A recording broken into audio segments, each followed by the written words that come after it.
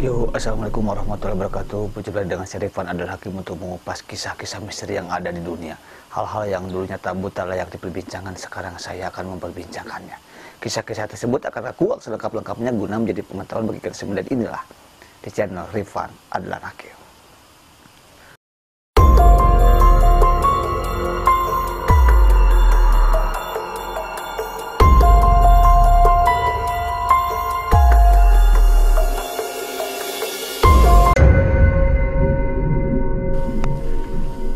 Oke guys, pada malam Jumat kali ini saya akan mengkisahkan tentang kisahnya Haikal dengan judul di dalam emailnya itu adalah Sekamar dengan Pocong.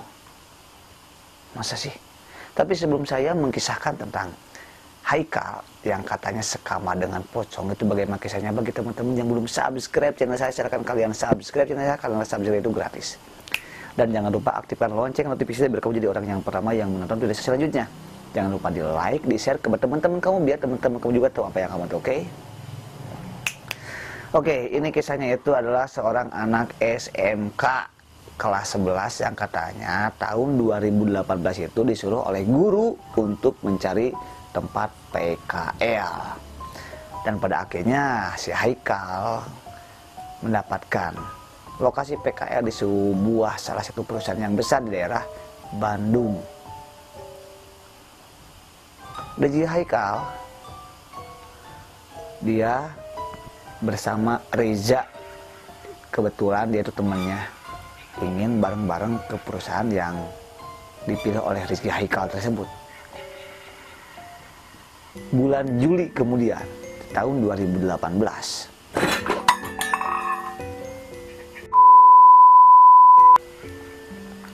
bulan Juli kemudian di tahun 2018, Rezeki Haikal sudah mendapatkan kosan. Dan Reza pun ditawarin, apakah mau ngekos bareng atau kayak gimana. Katanya, kata orang tuanya Reza, satu kamar berdua juga cukup biar harganya lebih miring. Itu kata tanggapan orang tua Reza. Orang tua Reza menghubungi kepada si Rezeki Haikal, kapan nih mulai PK-nya, katanya besok lusa. Artinya orang-orang sudah menyiapkan sekeluarga, ya udah kita siapkan dulu nih tempat-tempatnya, kasurnya gak usah, kata Rezeki Haikal, karena di tempat kosan tersebut sudah disediakan fasilitas. Jadi kita tinggal berangkat saja.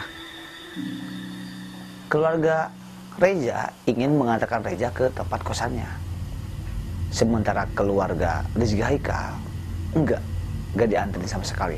Sehingga yang namanya Reza, dia tuh gengsi dong, udah mah Rezeki Haikal juga gak ikut orang tuanya gitu. Jadi orang tuanya gak ikut, keluarga Rezeki Haikal gak ikut. Ya udah, hati-hati aja. Jadi rencana mau naik apa? Nanti ketemuan di persimpangan lampu merah daerah Kiara Condong.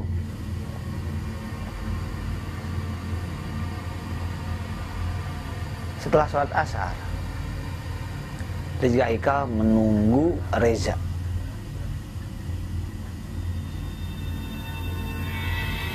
Di persimpangan lampu merah Kiara Condong.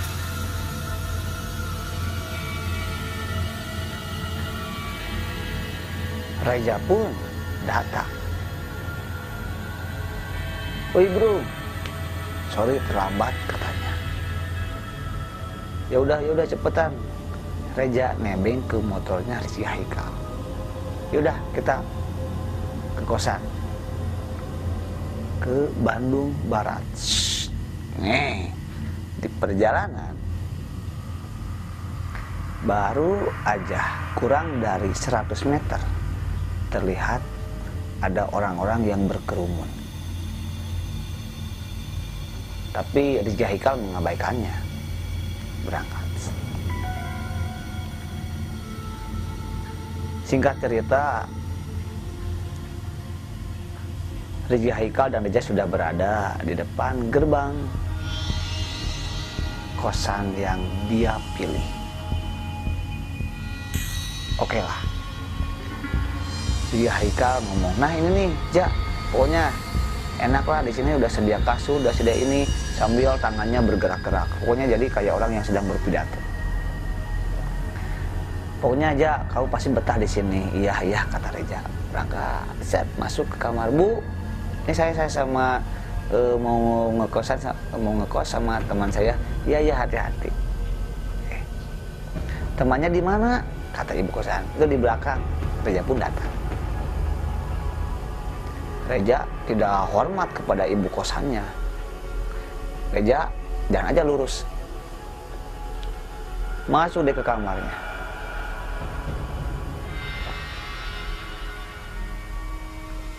Ja, kita berkemas dulu, kita beres-beres dulu. Pokoknya kita harus menyiapkan segalanya buat besok. Tapi kata Reja, kita sholat dulu bro. Jarang lah Reja mengajak Rizky Haikal untuk sholat. Oke lah. Ternyata Reja melaksanakan sholat dan imamnya adalah Rizky Haikal. Setelah sholat maghrib selesai, tiba-tiba Reja gak ada di belakang Rizky Haikal. Ja, Reja, panggilan Rizky Haikal memanggil-manggil Reja.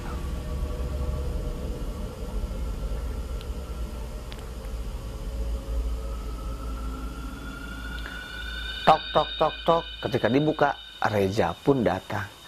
Bro, saya beliin mie tek-tek. Mie tek-tek, bukannya senang nasi goreng. Akhirnya Rizky Haikal membeli nasi goreng.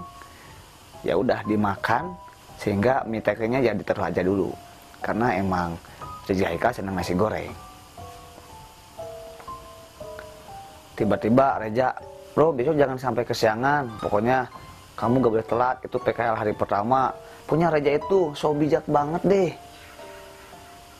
Sehingga mereka pun tertidur berdampingan. Set. Rizky Haikal bermimpi. Ada yang mengetuk-ngetuk pintu, tiba-tiba gak ada. Dia bingung, dia manggil-manggil Reja. Ja, ja, ja, ja. Reja pun terdiam. Ternyata ketika dilihat, pocong. Rizky Haikal pun astagfirullahaladzim dan bangun dari mimpinya. Dan itu terulang sampai 3 kali. Rizky Haikal tidur berdampingan dengan pocong. Ih, amit-amit ya. Ada subuh berkumandang. Reja masih tertidur lelap. Rizky Haikal membangunkan dan dia melaksanakan sholat subuh. Sudah ambil wudhu, Rizky Haikal ketika datang ke kamarnya, Reja gak ada. Ja. Rizky Haikal pikir Reja ya pergi ke air. Dia udah siap-siap mandi, udah siap-siap ganti baju, pokoknya udah bersih, melaksanakan sholat subuh dan mencari sarapan bubur, membeli nasi kuning 2. Tapi Reja gak ada di kamar mandi, gak ada di mana, gak ada. Reja gak ada, sehingga Rizky Haikal mencari-cari Reja dan Reja kemana, gak ada. Akhirnya karena udah hampir mau telat, Rizky Haikal pun meninggalkan Reja berangkat ke tempat PKL sendirian.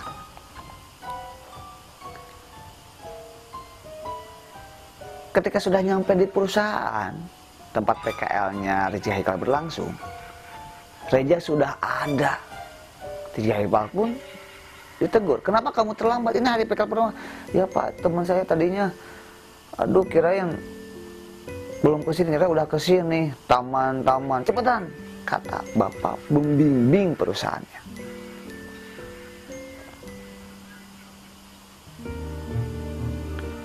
Tiba-tiba jelas dong Rizky Haikal marah. Ja, kamu ninggalin sih. Ja, kenapa kayak gini ninggalin? Saya ini udah nyiapin makanan, sarapan. Tiba-tiba Reja hanya pucat aja. Maaf. Tiba-tiba orang-orang ngelihatin Rizky Haikal sama si Reja kayak gini aja. Meledeng. Medeleng. Itu kenapa berantem? Mungkin seperti itu. Tiba-tiba karena saking pucatnya muka Reja, Rizky Haikal pun bilang, "Pak, mau izin Pak, itu teman saya sakit." Malah Rizky Haikal yang disentuh dahinya oleh pembimbing perusahaan. "Kamu masih sehat? Udah aja, kerjakan." "Teman saya Pak, udah aja kerjain.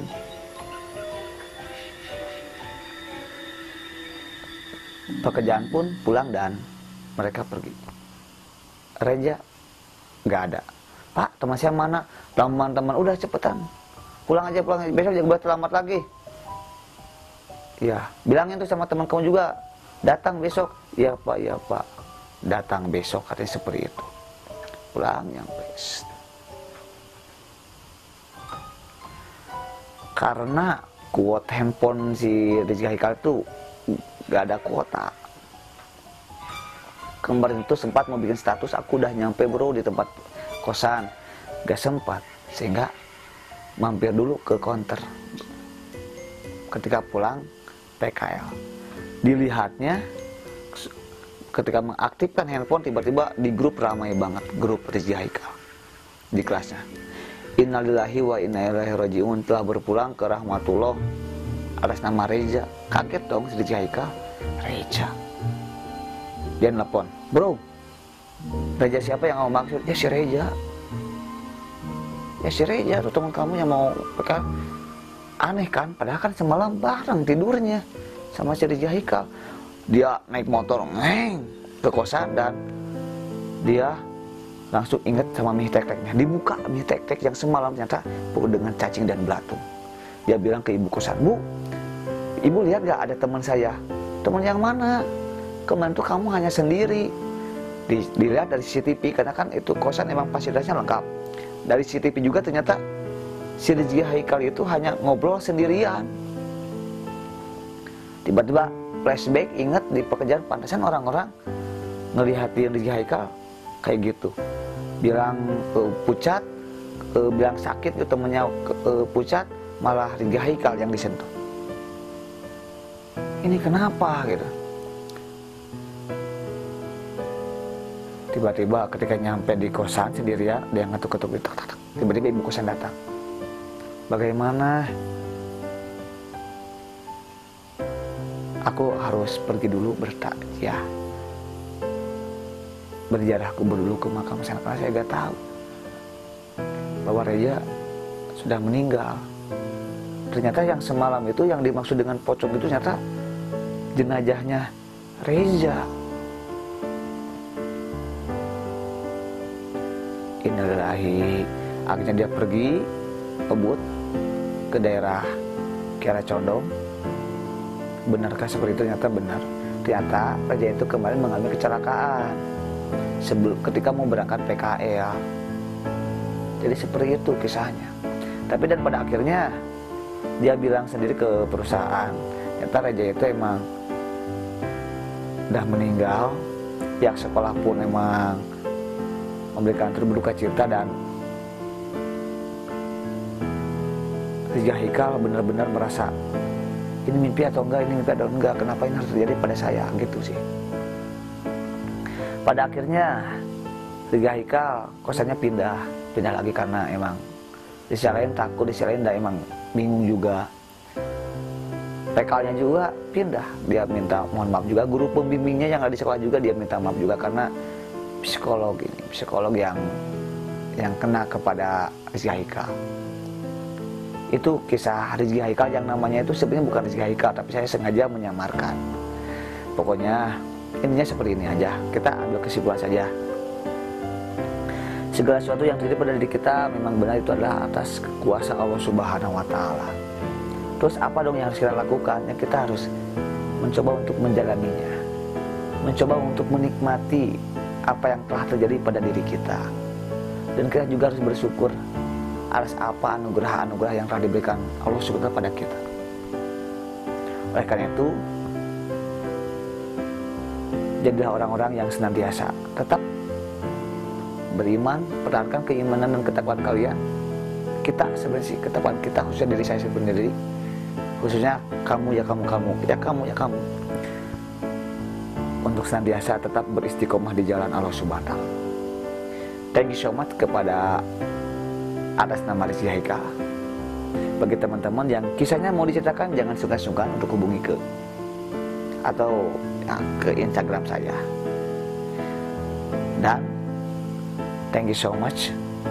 Kalau kalian memiliki rekomendasi tempat biar saya untuk harus jalan-jalan lagi mencari kebenarannya tentang jin-jin yang ada di lokasi itu, silakan kalian jangan sungkan-sungkan hubungi lagi saya. Mau uji nyali sama saya silakan juga, atau mau di podcast juga silakan. Thank you so much. Wabillahi taufiq wal hidayah. Wassalamualaikum warahmatullahi wabarakatuh.